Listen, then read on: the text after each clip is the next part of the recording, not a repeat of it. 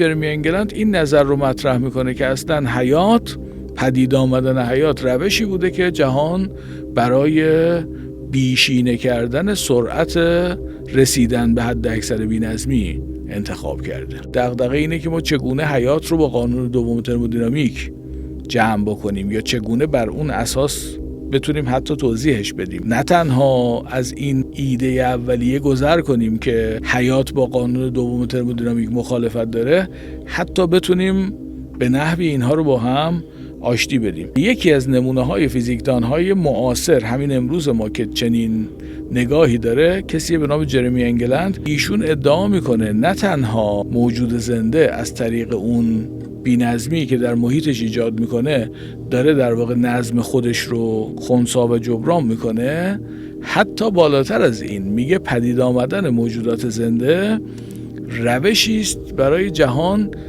که سریعتر به تعادل ترمودینامیکی خودش برسه. یه مثال خیلی سادهش، یه سنگ در دنیای غیر زنده ممکنه چند میلیون سال طول بکشه که بر اثر فرایندهای فیزیکی، هوازدگی و مثلا بارون و اینجور چیز، تابش خورشید و اینجور چیزا مثلا تبدیل به خاک بشه. همین سنگ رو اگر روش گل سنگ بروید خیلی سریعتر به خاک تبدیل میکنه. به وسیله موجود زنده ما میبینیم که اون سنگ سریعتر به تعادل ترمودینامیکی پایانی خودش میرسه.